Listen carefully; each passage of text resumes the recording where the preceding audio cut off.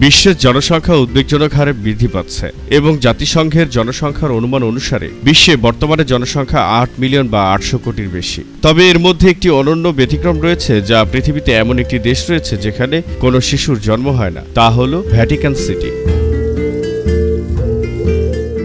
Vatican city Vatican প্রাসাদের জন্য বিখ্যাত, যা পোপের বাসস্থান। ওই দেশে অভিভাবকত্বের উপর নিষেধাজ্ঞা ছাড়াও মিনি স্কার্ট, শর্টস এবং স্লিপলেস পোশাকের উপর নিষেধাজ্ঞা আছে। পুরুষ এবং নারী উভয়ের জন্য নির্দিষ্ট পোশাক নির্দেশিত আছে। যারা শহরের মধ্যে কাজ করেন তাদেরই নাগরিকত্ব দেওয়া হয়, কারণ ভ্যাটিকান সিটিতে বসবাসকারী বেশিরভাগ নারী এক পেশার মানুষের স্ত্রী। তারা সেখানে পুরো জীবন কাটান না। এই ক্ষুদ্র দেশে প্রায় ৮০০ মানুষের বাসস্থানের বন্দোবস্ত আছে, তার মধ্যে মাত্র ৩০ জন নারী। ভ্যাটিকান পোপ এবং তার প্রাসাদের নিরাপত্তায় সুইস আর্মি থেকে প্রায় ১৩০ জনকে নিয়ে গঠিত। তাদের বয়স ৩০ বছরেরও কম। এই দেশটি ৪৯ বর্গ কিলোমিটার এলাকা জুড়ে এবং এর নাগরিকদের পাসপোর্ট ও লাইসেন্স সহ সীমিত সুবিধা রয়েছে। সেই দেশে অভিভাবকত্ব কঠোরভাবে নিষিদ্ধ। বিশ্বের এমন একটি ছোট দেশ যেখানে সন্তানের জন্ম দেওয়ার উপর নিষেধাজ্ঞা রয়েছে। নবজাতকদের যত্ন নেওয়ার জন্য হাসপাতালের অভাব রয়েছে এই দেশে।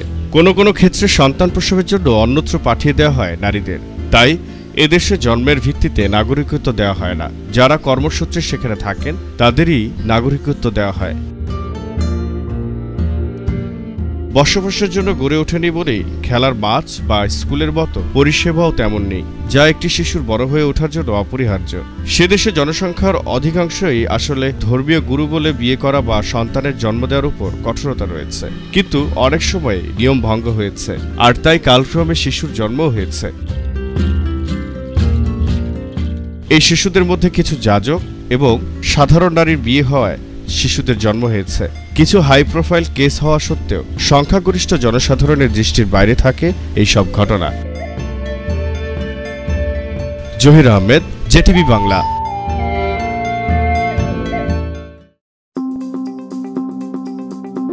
জেআরএফ-এ সুস্বাগত।